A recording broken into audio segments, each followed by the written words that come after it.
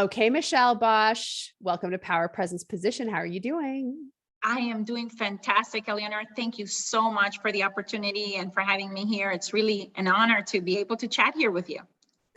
So there's so much ground to cover, but when I think about women building wealth, when I think about abundance and finance and flow, you are always one of the first names that comes to mind. So we're going to get into your backstory here in a moment, but you have a degree in finance. That's your background. You built your fortune in real estate and entrepreneurship.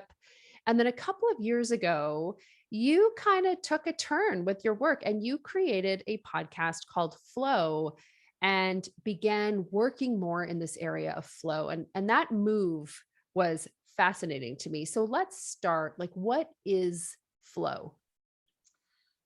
I think flow is pretty much a frequency that you embody. And it's something that I think we all have access to. And it's something that can be cultivated. And that I think that the world in which we live in right now needs more of, especially if you are on the journey of being an entrepreneur. I think we are so busy achieving, attaining, and focus on those end goals that we may forget about the journey and the quality of joy and delight that we experience on our way towards those goals. So for me, flow was pretty much, or that sharp right turn when I started that podcast was my attempt at incorporating not just the material, the physical, what you see, like that really, physical dimension, which I live in or have been living in for the last 20 years in real estate. There's no asset class that is more physical and more tangible and more heavy than that, in my opinion. Perhaps gold. Yeah, I know. Gold is pretty heavy, girl. Gold exactly. Is pretty heavy. Yeah. And it was my attempt at basically also redefining wealth and talking about prosperity and talking about your health and talking about not just the freedom of money, but of time, of relationships, of purpose. It was my way of basically incorporating a little bit about what happens in your inner world, or, in order for certain things in your outer world to come with a little bit more ease and more grace without being so forceful, without being so, so masculine. For me, it was a little bit of trying to embody and bring in and cultivate a little bit more feminine leadership, which I hadn't done up until that point, to be frank. And it has made a world of difference, especially right now. During the last 18 months, we have been in a crazy world, and in a crazy world within real estate as well. The market has been incredibly hot. We have seen hyper growth in our land investing business and our multifamily businesses and our educational business, a market of a lifetime, really. And just how do you expand and how do you continue growing harmoniously without being, forceful, without bringing team on board, to help and ease the burden of leadership, of execution, of implementation, and so on and so forth. It's been a different way of growing versus what I had been doing before, which was a much more forceful expansion. This has been a little bit more harmonious expansion. And yeah, it's a matter of cultivating kind of like certain frequency, certain like energy, intention that you wake up during the day.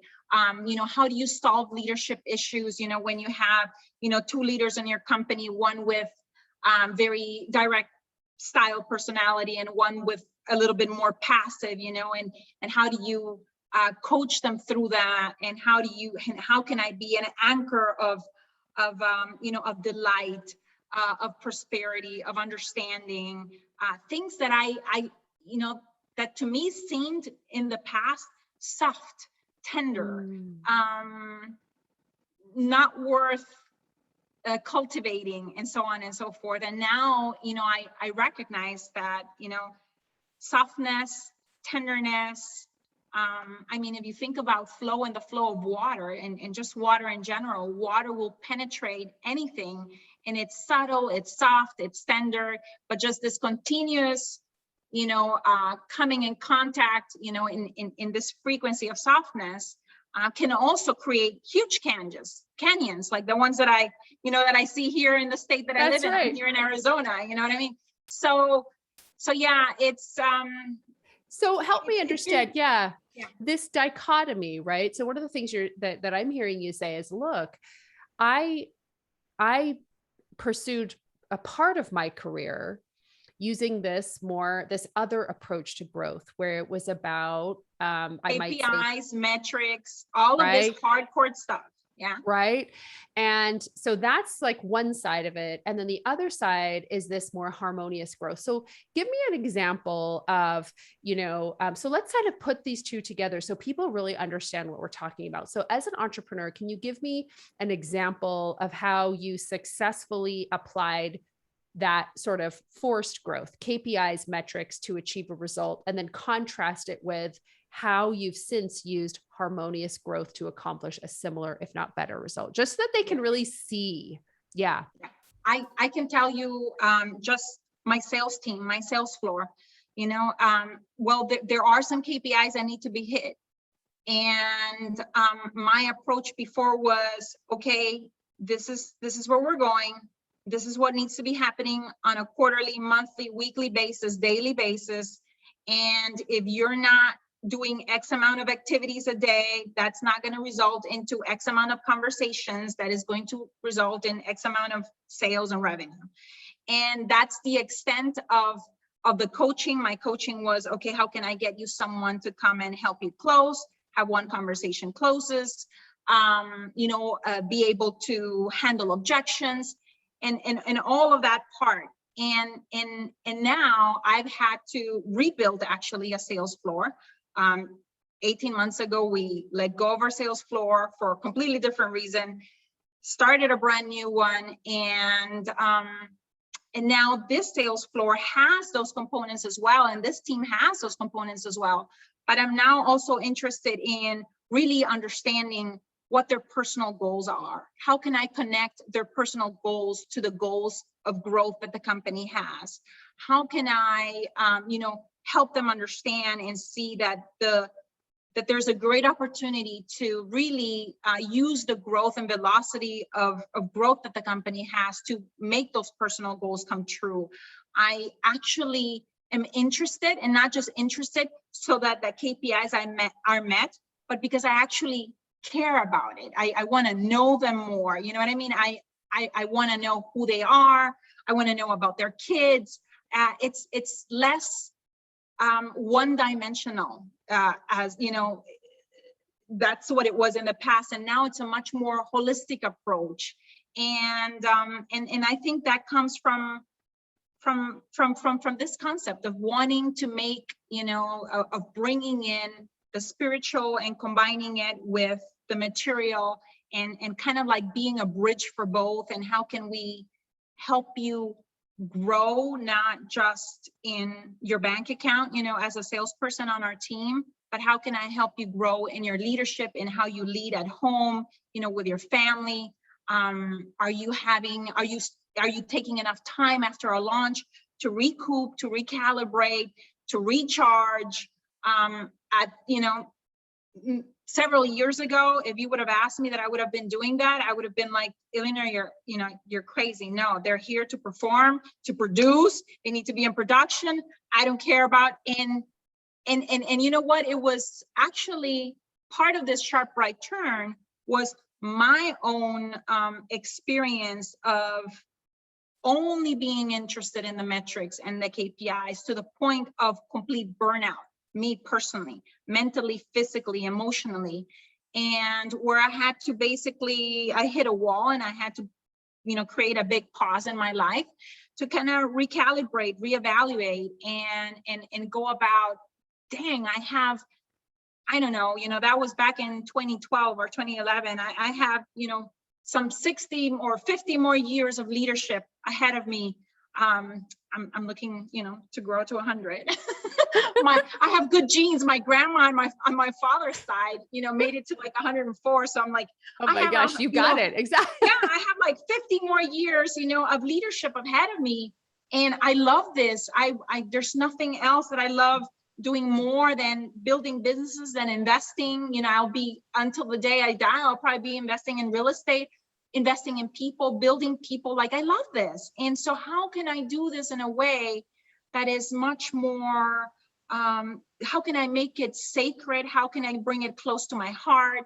How can I start leading, not just with my head, but using my heart as well, and incorporating that into our values and in our corporate culture, and how we work and how we operate as a team, and how obsessed we are with our clients, and so on and so forth. So how could I do that? And it was part of my own personal, dark of the night, not dark night of the soul moment. And now I recognize that, that is something that a lot of people are actually suffering from. And I'm like, as an entrepreneur now with a team, I don't want to have somebody feel like I did, and like probably many people in corporate America feel, because to begin with, we started our entrepreneurial journey into real estate because we were also burnout, as corporate executives, with very high paying jobs, but no freedom of time, no freedom of money, no fulfillment. And so I'm like, okay, it's kind of like, I see that I myself had that back in the day. That's why we started our entrepreneurial journey. Then I see myself becoming what I left, and now I'm like, how can I do this differently, do this much more artfully, and it's cultivate like, that.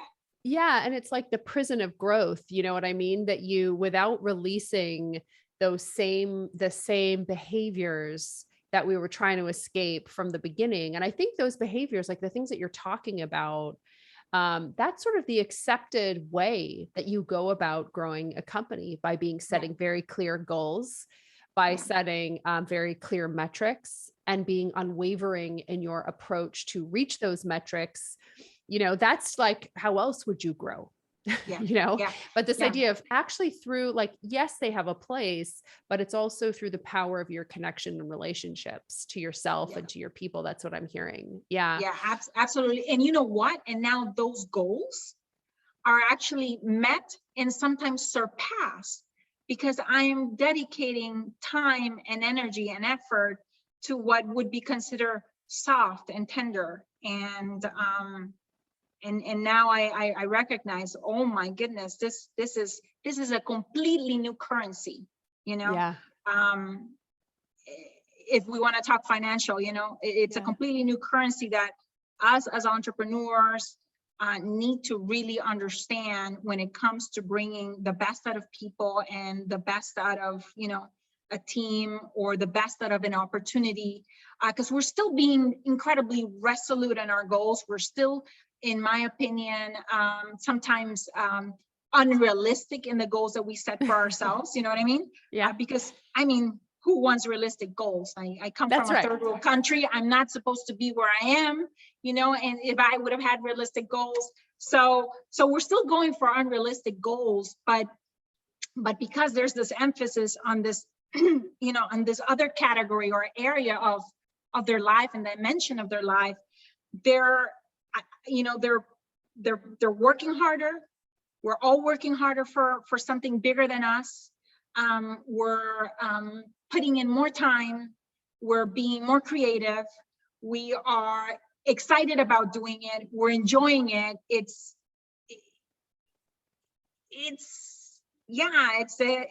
movement as a body of one in a team. You seldom see. So I know we have some, I tapped into something special. I know in the beginning, because I worked together with my husband, we've been working now together for almost 20 something years. He was like, really? So we want to do what? I want to have like a mental health day in the company. I want us on Fridays to be done, at noon, Eastern, for the guys that leave, in the East Coast, because we're a virtual team. I would like to, have, on the weekends where we have events and launches, I would love to, to offer to the team a comp day where they can pick it and go and have, time with their families to recharge, to really, fill up their cups so that they don't have to give from an empty cup, but they give from their overflow, and they can come and serve our clients, at the highest level, because they're filled. Yeah. And so that the other categories of their life don't suffer, their parenting, their spiritual, their mental, their social, and so on and so forth. So it's been a game changer. Now he says, okay, I've drank the Kool-Aid. I love it. You're like, I made it just for you, dear. Yes.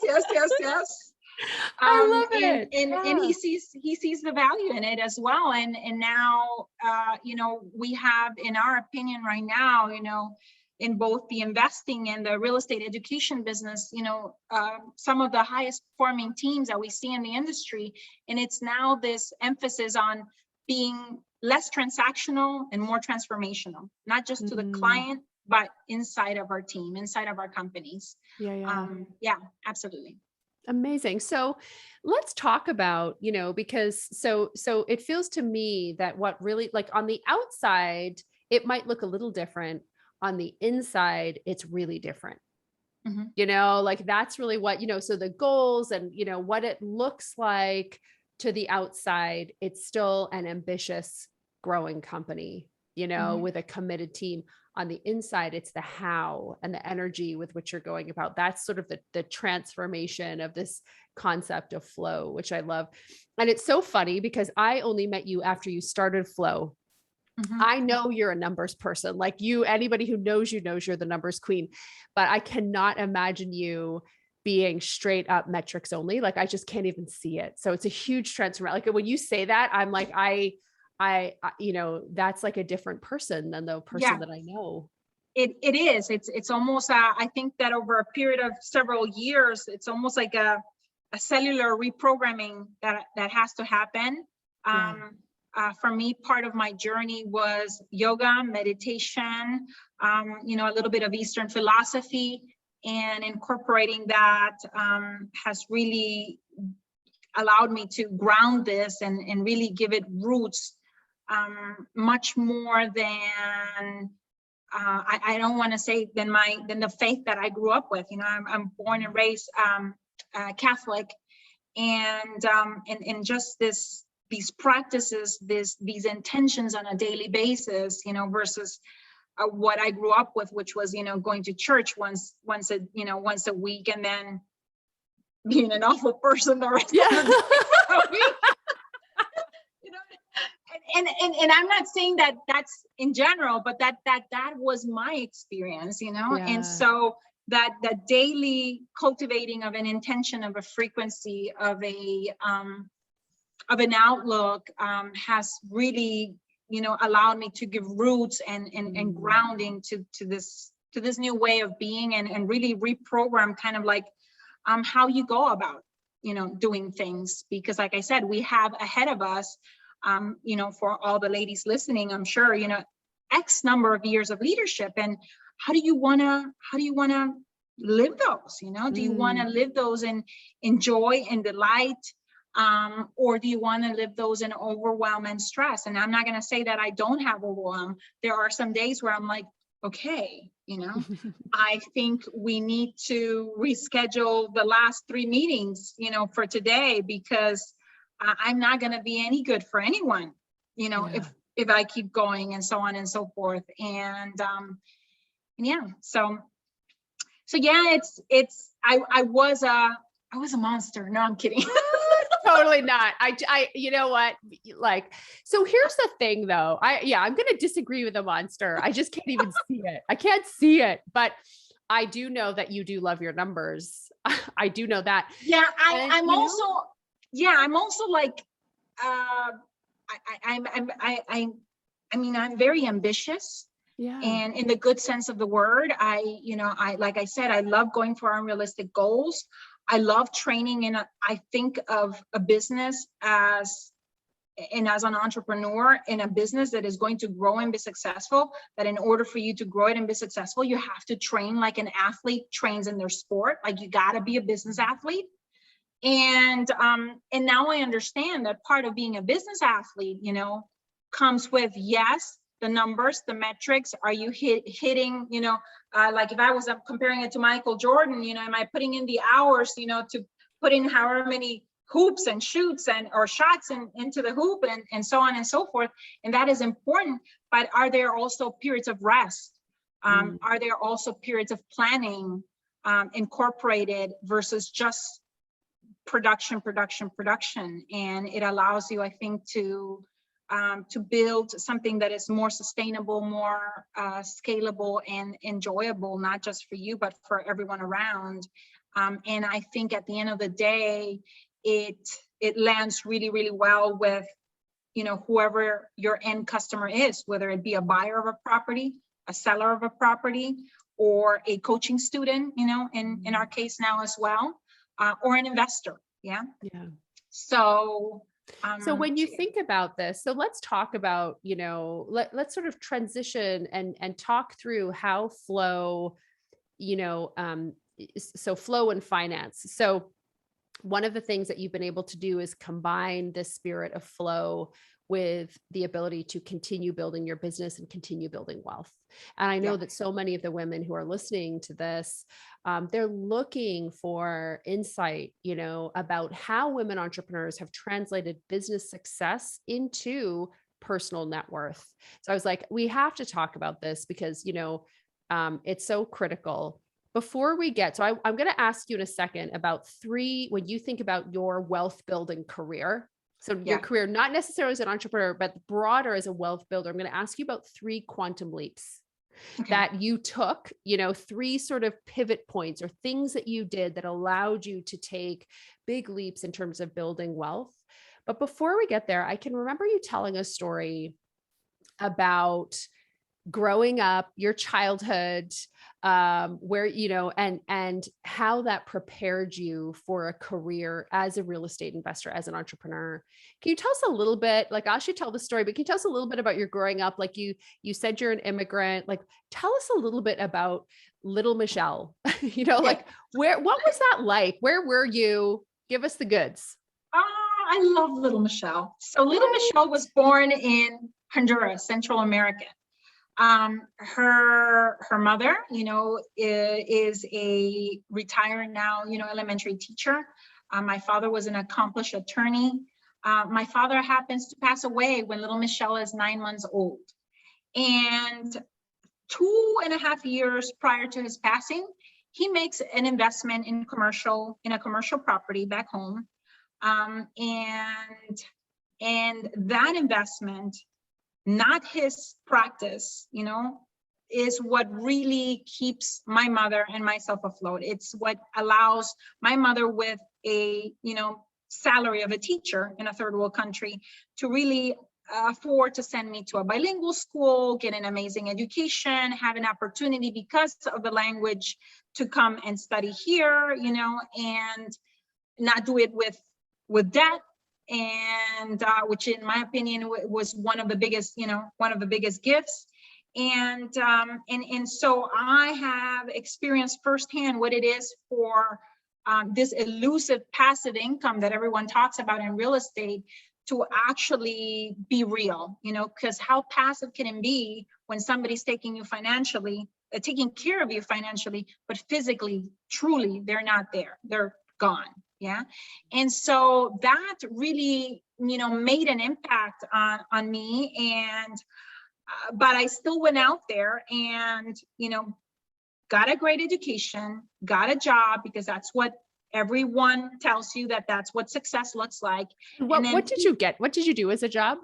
I worked for Motorola in their Latin America division. for one of the divisions there in finance as a financial analyst. And in my husband, Jack, was working in software as a business consultant for what is now called Oracle. He was 100% travel. I had some travel, but not nearly as much as he had, but we would barely see each other. And for both of us, really putting in crazy amount of hours and really not liking it. Yeah. And that pain and that discomfort of, yes, having and earning a great paycheck, but really not moving financially at the same time, like a great career with a great title, with travel, doing glamorous things. But at the end of the day, really financially, us not moving in any way, shape, or form. And so that's when we decided, okay, let's look at something, a side hustle. What could be a perfect side hustle? And I'm like, well, what about real estate? I know that this has been really good for my family. We agreed that this would probably be something that we could do as a side hustle, that we could do it on the off time. And we started looking into investing in houses, and very quickly we realized that, oh my gosh, we're a little bit over our head here. We can't be boots on the ground sometimes when it's needed to look at repairs for roofs, foundation issues, renovating kitchens, and all of this other stuff. And somehow, we come into an opportunity to buy a piece of land, and we're able to buy it for about 10 cents on the dollar and then sell it for about 60% of market value. And we're like, okay. And it happened to be a person where their property taxes were behind, and that's why they were willing to let it go. They had moved to some other place of the country, and we're like, oh my goodness, if this person is willing to let go of this property, they have no emotional attachment like a homeowner would to their house, because it's just a piece of land. And on top of it, we can do this virtually because we don't need to be boots on the ground to do any inspections, to do any showings, because all there is pretty much dirt. It's real estate, like we like to say, without the tenants, the toilets, and the termites. Yeah, it's perfection. So we started, looking into how can we reach other owners of vacant land, and over a period of 3 years, while still having jobs, kind of like develop, our own method.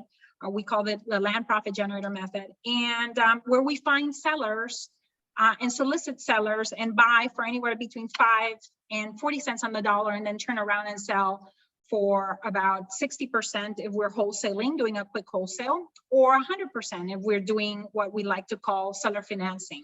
Seller financing is where you become the bank and pretty much like a vendor take back.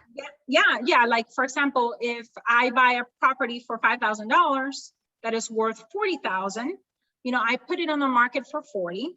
Somebody gives me a down payment for 5. So I broke even already. Yep. And then they start making payments on their piece of land for maybe $300, $400, $500 for the next 10, 15 years. And now that's genius, because in Canada you can't get mortgages on land in that way. Yeah, it's very difficult. It's very difficult here in the US too to find a bank that is willing to finance a piece of land unless it involves a construction loan and you're going to develop it and so on and so forth. Yeah. Yeah. So we got busy. I got busy with KPIs and metrics and growing. We actually grew that company to 8 figures, in a matter of like 18 months.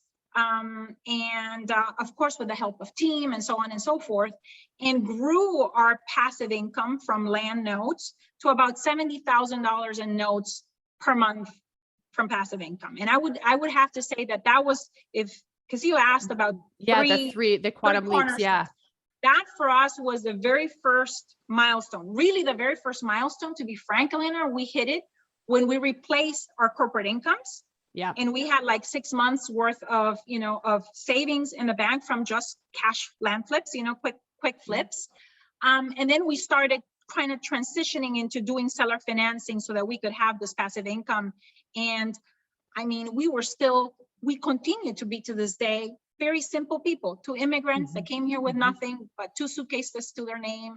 And so my lifestyle is not extravagant. So to replace my monthly lifestyle, it only required like 15, 20 of those seller financing deals with land for us to have basically the passive income that we needed to, retire from our jobs, which at the beginning we couldn't, even if we wanted, because our green cards depended on those jobs. So we had to wait until we had our green cards, and it gave us time to really grow our side hustle then and have that become now our main hustle. So that was kind of like the first step, was like, okay, I have to pause you. Yeah, I have to pause you here for one sec, because this is fascinating. So you're working not just any job, a big job, both of you.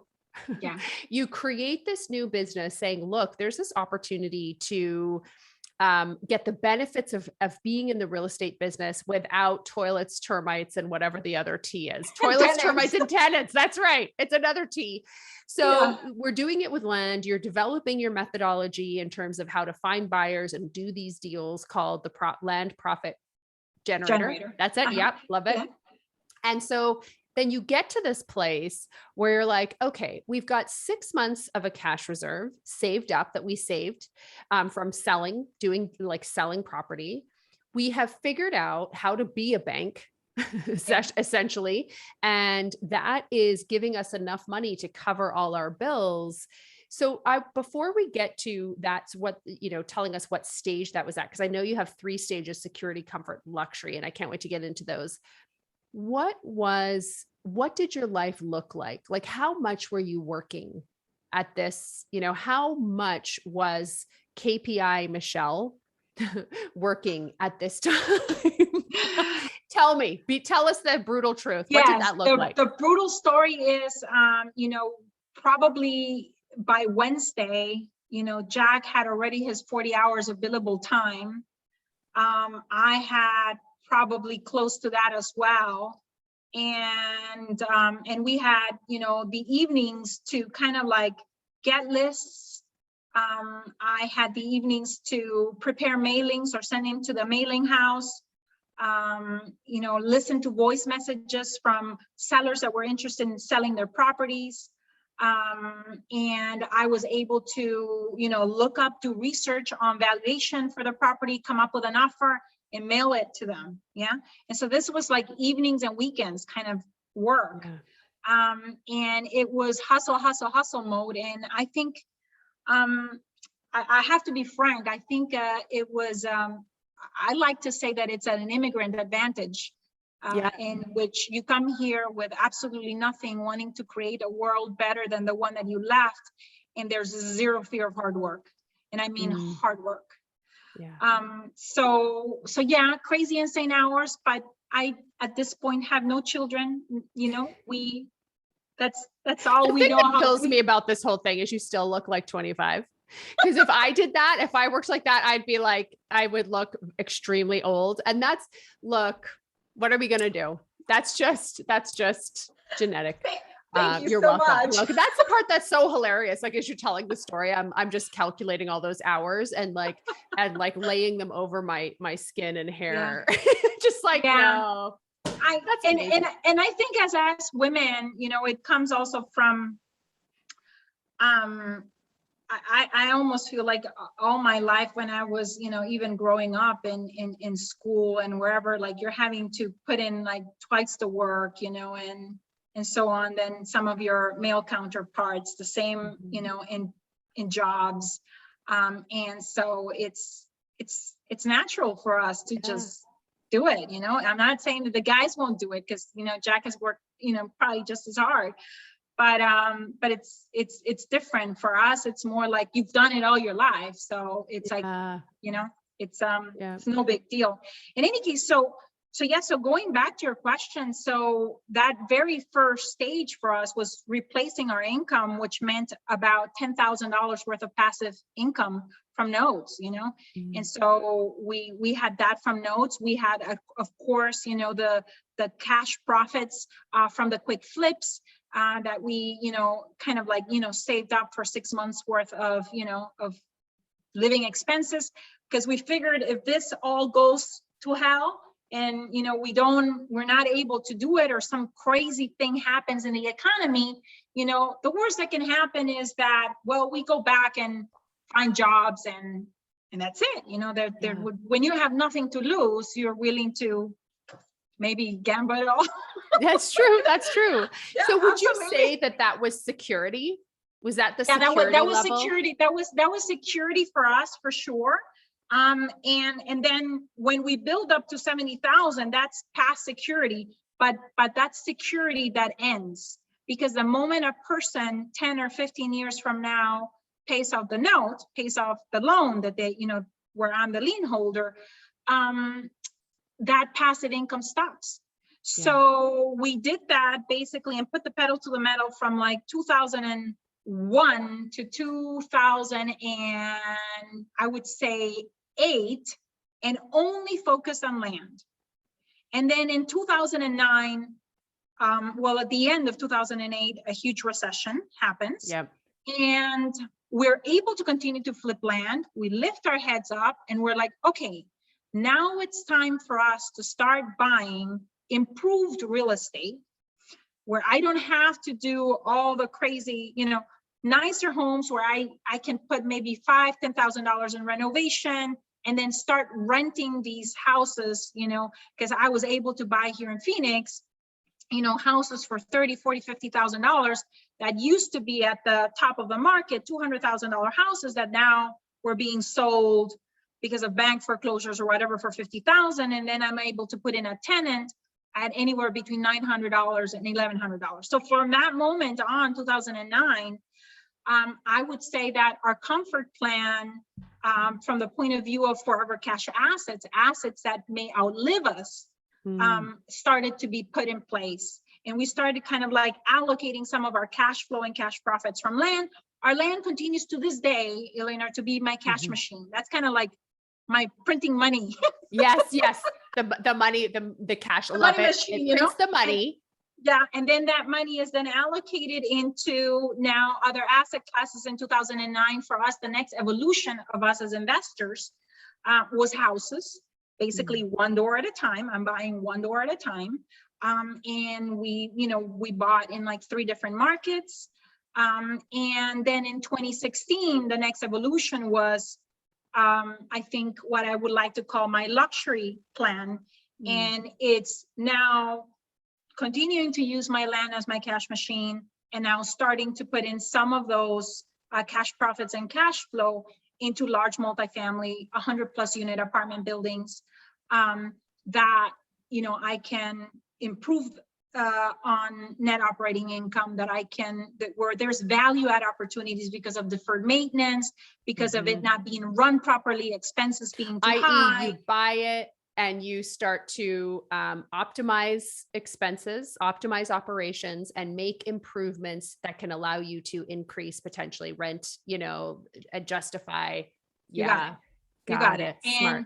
And we started actually in the beginning not being able to, at the beginning of that luxury plan, not being able to do it with just our own money. So we started syndicating and actually, becoming fiduciary of someone else's money and investing with us, and us, pretty much bringing in sweat equity and improving of the property to then sell that property or that asset and give our investors X returns during the ownership, of that, giving them distributions based on the profits from operations, but also at the time of sale, because the net operating income has been increased. When you do that, usually the price of the asset goes up, and on those profits, splitting those profits between us and our investors, and then eventually transitioning into now a couple years ago, us being able to actually start purchasing some of those larger multifamily without outside investors. We continue to still syndicate, but it's us slowly going into that luxury plan and really creating, in my opinion, what now begins to look like generational wealth and legacy for Sophia. Not that there wasn't one when we were just having a portfolio of single family homes.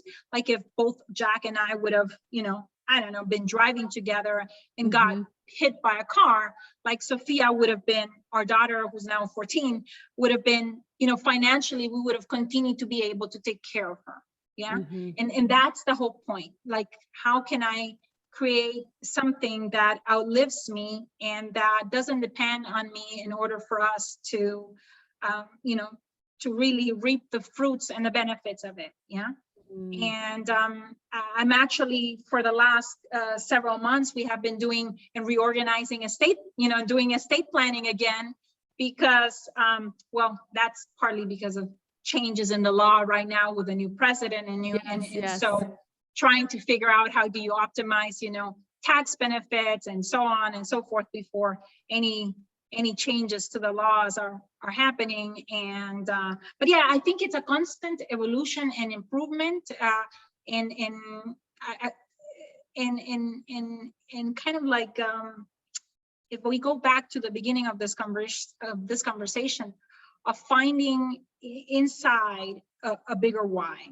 Yeah, each time we have gone through iterations, you know, in these three kind of plans of wealth building, we've had to find for ourselves bigger whys, you know. In the beginning, our why was replacing our jobs, you know. It was kind of like going away from pain, from the pain of those jobs.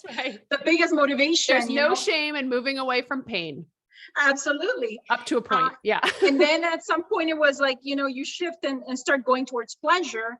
But then it started becoming, our why started becoming, how can we retire? For example, Jack's father, who was also a high school teacher, and he was aging by the minute, you know, doing what he had done for 30 years.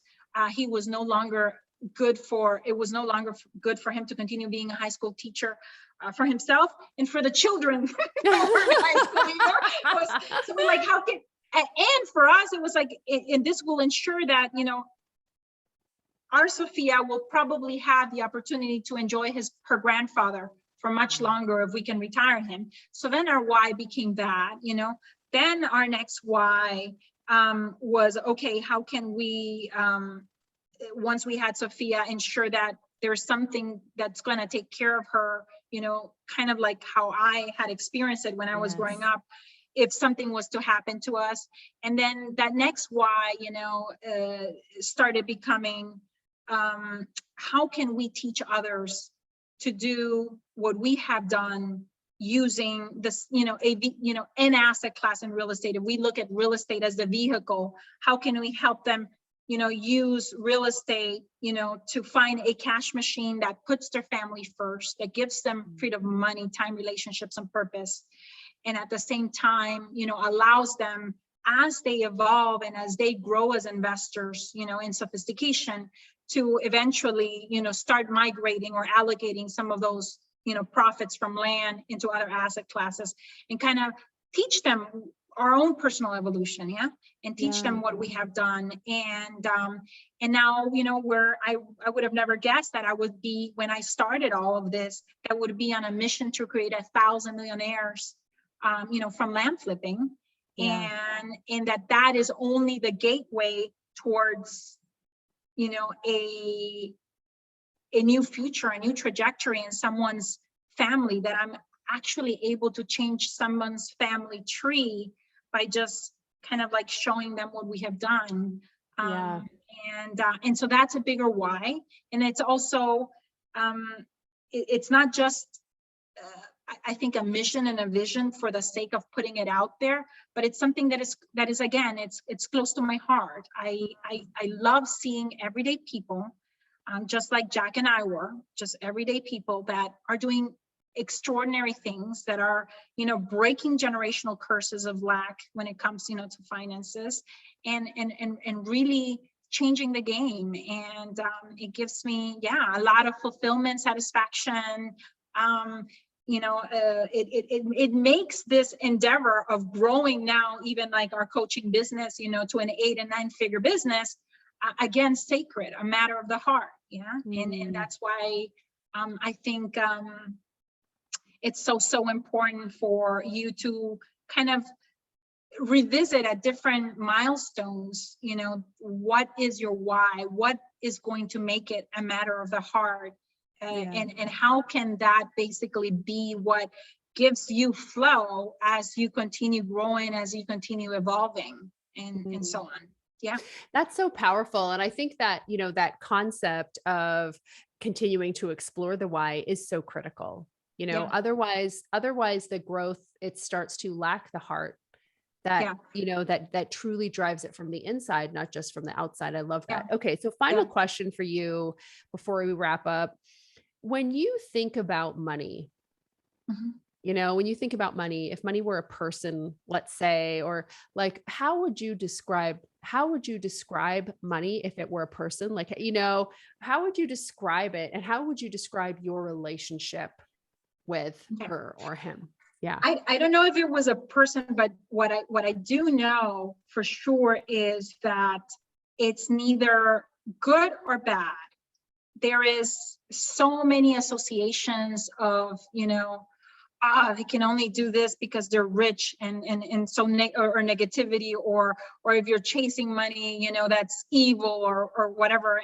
And so I know that there's like a lot of like negative connotations when it comes to money. It's like a really charged topic, and depending on how you grew up, if you saw, you know, your family and your, you know, your parents fight over money, I mean, there's so many mixed emotions that come with it. But I totally believe that this is it's an energy that is neutral, that you give it its charge, whether it's negative or positive. You are the one that sets the tone and the charge for money. And what I now know after, you know, a journey of over 20 years in dealing with money is that I know for sure that inside of it, it has in it stored all my victories, all my challenges, all my failures, all my tears of defeat, all my successes, all my ahas, all my breakthroughs. Like everything is in money now, and therefore it has stored in it, if you want to think of it, the best of me, because all those challenges, all those failures, all those mistakes, all those tears of defeat, they're part of who I am, and they're part of you know, the best of me, really. If it wasn't for those, you know, you don't grow, you don't really mature, you don't really evolve. And I now know that every single time I exchange money, like I'm giving the best of me, and I'm hopefully getting in return the best of you. Even like in our coaching company, I always, you know, tell, you know, our coaching division that they need to think of the situation where the investment they're going to do with us, you know, in coaching is probably one of the biggest financial decisions, along with buying a home, that, you know, someone is going to make. And that they're basically giving us the best of themselves in that coaching tuition, and that it is our responsibility and duty to make sure that we're giving the best of ourselves, you know, as well. And so I really truly believe that the money has in it stored the best of you, and as a result, it's sacred.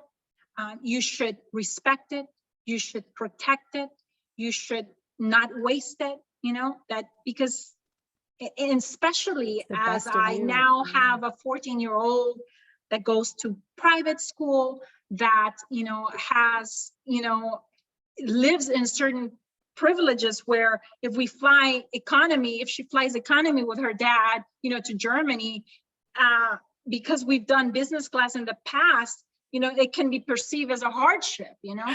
And so they're so cute. You know what I mean? So it's important for her now, even for, you know, for us, and you know, to really show her how sacred it is, how we protect it, how we save it, how we take care of it, how we you know, it's something special, where it's been the best of mom and dad for years that has gone into it, and that it's now up to her to really stand on our shoulders, to continue growing it, protecting it, and taking care of it, and being of service and recirculating it, being generous with it, to improve and to make a difference in things that matter to us, in things that matter to her, whether it be, for me, it's, paying tuition for girls at in university back home in Honduras, and in high school. Or, we also help another school that offers bilingual education in one of the most rural parts of the country of Honduras, where people would never have access to somebody teaching them English, to, having a laptop and a computer, and so on and so forth. And so I want her to recognize that it's special, that it's important, that it's here to do good, that money is something good, and that it's here to do good, and that I may perhaps not be the person that is going to be running, that school or that, or a charity, but I'm really, really good at making it and making sure that in the things that matter to me, that are important to me, that I'm generous and that I recirculate that wealth. And that's probably going to be one of my biggest legacies to her. And I think in general, us women, we're more for money for what it can do for others more than what it can do for us, Yeah. And so I trust, I have faith in her. I have faith in the goodness of others and the unknown, that she will be a good steward of it. And that doesn't mean that she's not learning and she's not, hitting the streets with us, looking at apartment buildings. She knows her KPIs. Yeah. She knows what a KPI is. Yeah, that rent is due on this day, and if rent is not due, that you're gonna get a late notice. So there's that too. You need a little bit of that. You do. You need a little bit. 100%. Yeah. You need that, of course. So it's the balance, right? Yeah. Well, so powerful. Not so much the balance in the middle, but just you're like tethering between one and the other, Yes, that's a better way to put it. Yeah. So you're such an inspirational story and such a powerful thinker and educator about money, about flow, about investing for women, and of course the expertise, in real estate. So let's talk about. So there's a couple of different places where people can go and sort of learn more about you. So let's start with flow. If they want to hear more about that, where should we direct them to? The podcast? The podcast, it's called In Flow with Michelle Bosch. And you can just go to michellebosch.com. If you are at all interested in dirt riches. Listen, how could you not be after hearing your story? How could you not be? I defy somebody listening to say they're not interested in it after this story. Where do they go? You can go to Land Profit Generator. You probably see there a bunch of stories of just amazing families, men and women, couples working together, or women doing it alone, or men doing this alone. And just really, just having incredible quantum leaps, creating incredible quantum leaps in income when it comes to investing. You can go to landprofitgenerator.com for that. I'm also on Facebook, Instagram, Michelle Bosch Official. Pretty much and I answer my own direct messages. So wow. Okay, guys. All right, now you know. Yes. Listen, it's just been such a pleasure to reconnect with you and learn more about your story. And I thank you so much for, for being the woman who not only does it, but shares the bounties of your knowledge and experience with other women and other families. I so appreciate you. Thank you so much, Eleanor. I'm just grateful to have the opportunity to just go and share my message, get more ladies to invest in real estate. It's sometimes we don't do it out of fear, out of whatever it may be, not being brave or courageous enough, or not understanding, enough. Yeah. And it's an amazing vehicle to use for wealth building and wealth creation, especially when it comes to just legacy wealth. I can't think of a better thing. And if you think of like even like big entrepreneurs with, you know, big exits from companies, where do they put it? They put it in real estate for the most part. Yeah. So that's, I'm on a mission out there to get more women to invest. And so thank you so much for giving me that opportunity here. Thank you. Thank you.